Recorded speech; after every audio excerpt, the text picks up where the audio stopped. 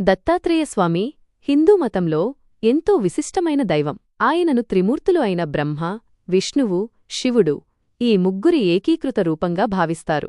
అంటే సృష్టి, స్థితి, లయకారకులైన ఈ మూడు శక్తుల కలయికే దత్తాత్రేయుడు.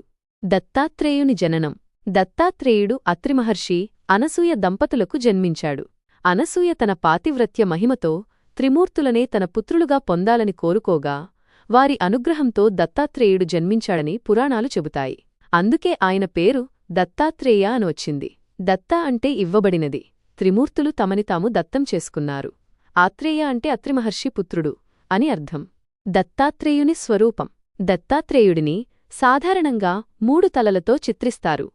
ఈ 3 తలలు బ్రహ్మ, విష్ణు, శివులను సూచిస్తాయి. అలాగే ఆయన వెంట 4 కుక్కలు ఉంటాయి. ఇవి 4 వేదాలను ఋగ్వేదం, యజుర్వేదం, సామవేదం, అథర్వవేదం సూచిస్తాయి. ఒక ఆవు కూడా ఉంటుంది. ఇది కామధేనువును లేదా భూమాతను సూచిస్తుంది. దత్తాత్రేయుని విశేషాలు. ఆదిగురువు. దత్తాత్రేయుడిని యోగులకు మరియు సన్యాసులకు ఆదిగురువుగా భావిస్తారు. ఆయన ఆధ్యాత్మిక జ్ఞానానికి, మోక్షానికి మార్గదర్శకుడిగా పూజింపబడతారు. అవధూత. ఆయన అవధూత సిద్ధాంతానికి ప్రతీక. అవధూత అంటే లోకబంధాల నుండి విముక్తి పొంది ఆత్మానందంలో లీనమైన వ్యక్తి. జ్ఞానబోధకుడు. దత్తాత్రేయుడు రాజు యదువుకు మరియు పరశురామునికి ఆధ్యాత్మిక బోధనలు చేసినట్లు పురాణాలు చెబుతాయి.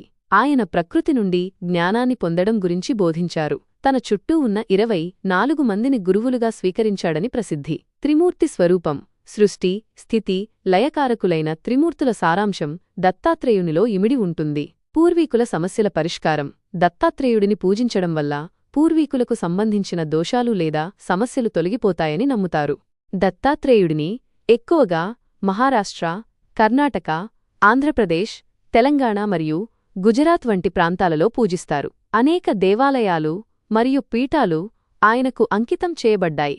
శ్రీపాద శ్రీవల్లభుడు మరియు శ్రీ నృసింహ సరస్వతి వంటివారు దత్తాత్రేయుని అవతారాలుగా భావించబడతారు.